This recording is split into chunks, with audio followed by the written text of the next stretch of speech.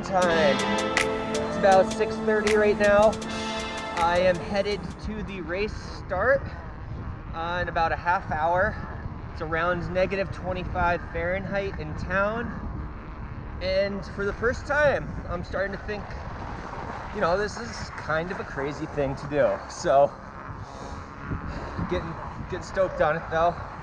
Everything feels good, the bike feels good, the gear feels good. I was out for a couple hours yesterday, and I know everything works, and I've got plenty of layers that I'm not wearing to start, so should be good.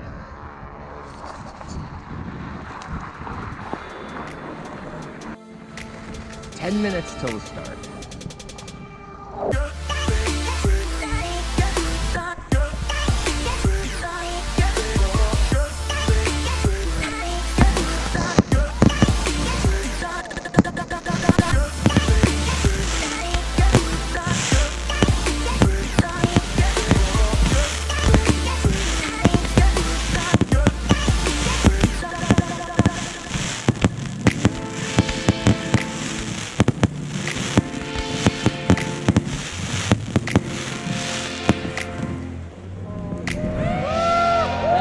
Start the race.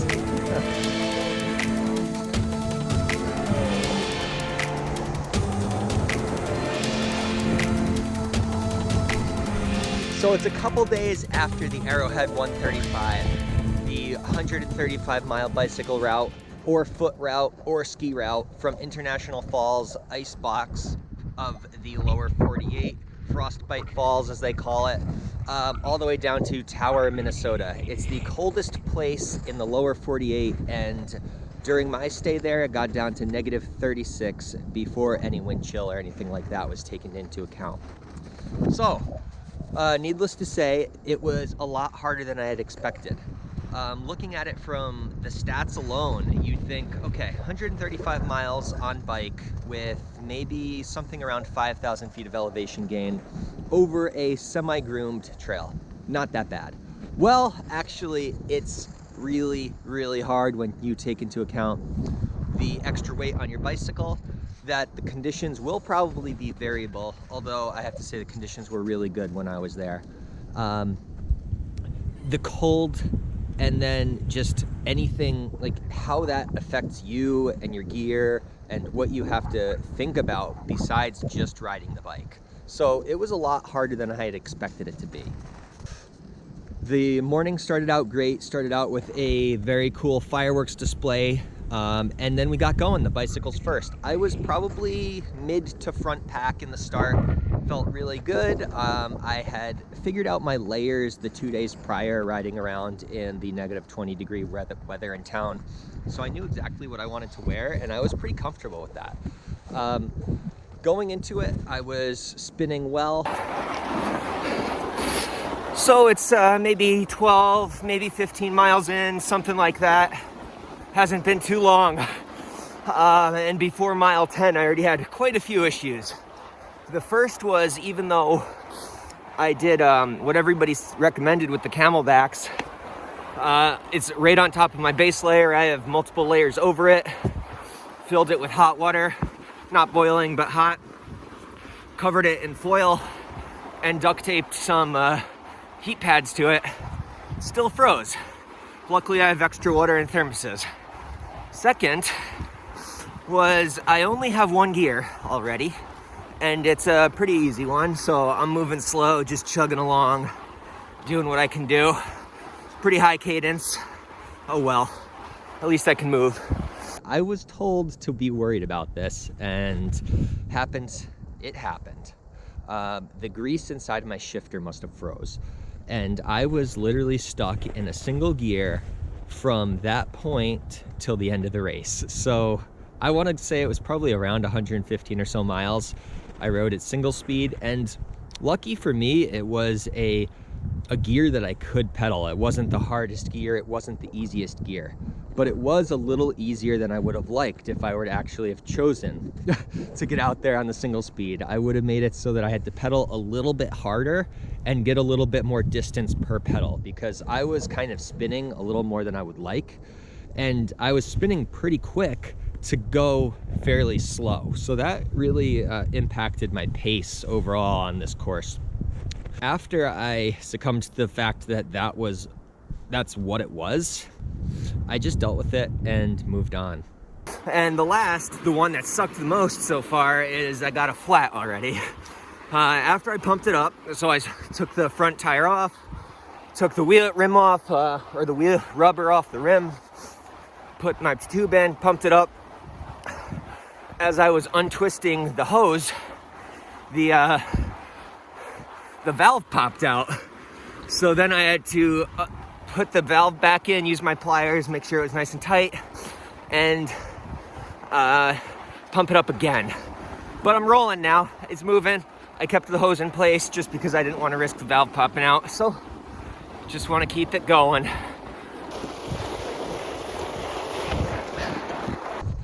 That actually worked for over half the race, where at Mel George's I had some assistance and somebody had a valve core tool, and we were able to take off the hose, and he helped me screw that core back in, pumped up the tire, and it worked fantastically. So that was awesome. I was stoked to have that hose off of my wheel, just in case I did need it again. Obviously hoping I didn't, but you never know out there.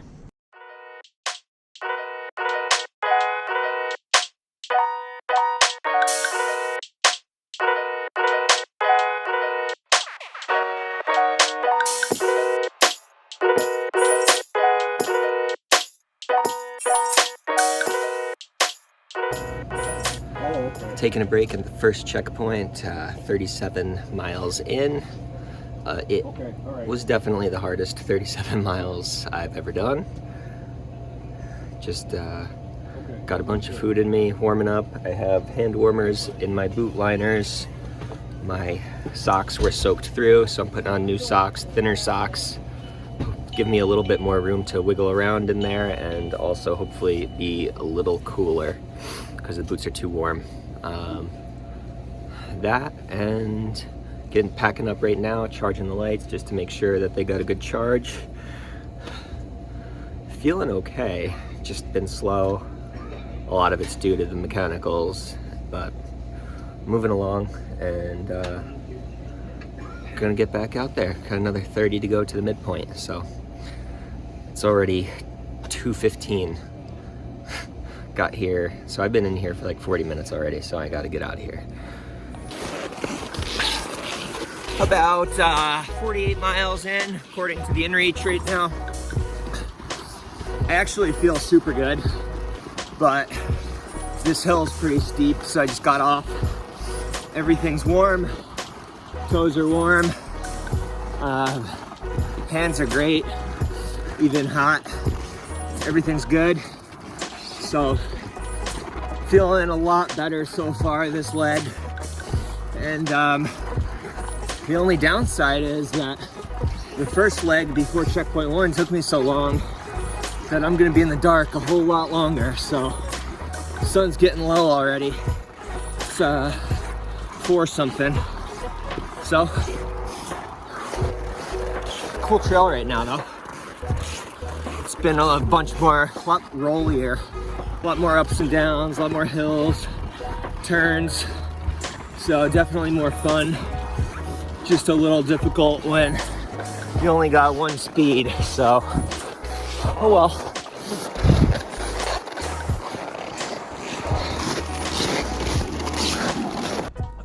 During this race, one of the things that you really like in any race, but I think even more important in a cold weather race, is you just really got to be worried about your calorie intake along with your hydration. If your calories and hydration aren't up to snuff for you and your body and for the environment that you're riding in, you're gonna get cold easier. Calories and hydration is kind of like putting fuel on the fire, and it's one of the best ways to keep warm, besides your layers, of course. So once you stop doing that, your heart rate tends to slow down a little bit, your blood's gonna pump a little bit slower, and thusly you are going to get a little bit colder, or you're gonna get colder quicker. So I was very diligent about eating often. I had a feed bag on my stem handlebar mount filled with chopped up energy bars, Cliff blocks, gummy bears, dark chocolate, along with combos, and some cheddar cheese and beef jerky. So, oh, and peanut M&Ms. So sticking my hand into that thing, it was a very interesting what I would get out and just throw that whole thing into my mouth. It was a weird combination of flavors, but it actually was pretty good, and I liked the fact that it was different each bite. So that was a good thing. And for hydration, I used two things specifically. I had a Camelback, and I had that on top of my base layer and under every other layer that I had on, with the hose routed under my shoulder. That way, like along the side of my abdomen, and the nozzle kept here, kind of like here, or closer to under the armpit. And generally that worked really well for me. The nozzle did freeze twice during the race, but overall it was pretty good. After that, like obviously layering is the biggest thing, and just not sweating and being aware of your body temperature and kind of working the line between being a little bit chilly but not chilly enough to get hurt out there was really important. And then I used moleskin on my face, which was highly recommended by pretty much everybody. I can almost guarantee that that saved my nose from frostbite out there. Still moving. Just passed a couple people. Stayed with them for a little while, hung out. It's pretty cool. People come from literally everywhere to do this one. All over the US, as well as internationally. A lot of Canadians, a couple people from like Winnipeg, met a bunch from, one from South Carolina, bunch from the area, of course, Minnesota, Wisconsin, all over the place. So pretty cool. Moving really good right now. Still slow, but pace has been good and feeling good. So that's all I can ask for.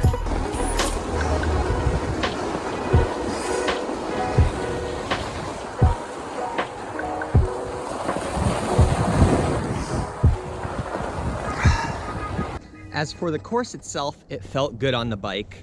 The cold conditions lent itself to nice firm snow, which in turn was less sinking of your tires into the snow track. So there were definitely sections, and plenty of them, where there was one line that was packed down by people in front of me that was a much better riding line than, let's say, the middle.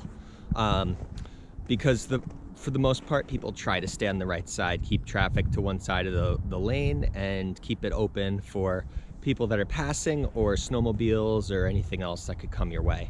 But overall, the trail conditions were great. It was nice frozen snow, compact. The course was great. It kind of starts flat, and then after your first checkpoint, it gets to a little rolling, and then after Mel George checkpoint, it kind of gets a little bit bigger in the hills. It's over past 7 in the morning. Been out here for over 24 hours now. Getting really close to the last checkpoint, so I don't know, like 20 miles to go. Just need to get it over with now. It got super cold last night. It was rough. Yeah. Until the embark tents, which is your last checkpoint. What's in their hot water? Drinking water. Right? Not frozen water, right. There's hot water in here. If you just set it like right 21 or 26 miles left. Nobody knows. right here. All right, Sam, behind Ready you, to be careful. done. And after that, you had one bigger hill called Wake 'em Up Hill.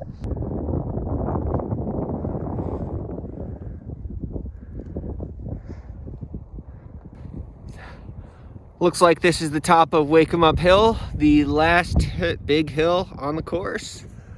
All downhill from here. Not really though. Getting close. And that was the end of it. Then you go down and you head all the way to the finish line. So I really enjoyed that middle section. So between Gateway Store and Mel George's, there was a lot of turns in there, nice rolling hills that for the majority I could pedal, so that was good. Keep the momentum going and just kind of enjoy the bike versus getting off and pushing, or it being straight and flat, which can get a little bit boring after some time. So but all in all, great course. I could definitely see why people go back. Although it's pretty much in dense wilderness, there's some really cool sections and just a bunch of great different views of the wilderness. So it's definitely a cool area of the country. I had no idea that there were that many lakes up there. We do actually cross over one lake called Elephant Lake in the trail, and that actually goes straight into Mel George's, the midpoint. So that was cool. I did that in the dark and it was kind of windy at that point, but nonetheless, a very cool section. So yeah, great course. I'd think on a fat bike, it's got to be up there in kind of like the classics, ultimate classic type course that people want to ride. If you're doing nationwide type races or rides or something like that, this is definitely one of the more extreme ones based on the temperature and on the length. But it was a cool experience. So if fat biking is your thing and these long epic rides is your thing, then maybe this one would be for you. Yeah, get out there. I'm happy that I did it. Like I said, my time wasn't what I expected, definitely slower than I expected, but it was, all in all, it was a good 30 hours out. Got it done, got the two things I wanted to do, frostbite free, and got across the finish line. So yeah, it was awesome. So thank you to the race directors and to the volunteers, and it was great to meet a bunch of people out there, and hopefully this video is helpful to anybody that's going out there next year or any of the upcoming years. So cheers.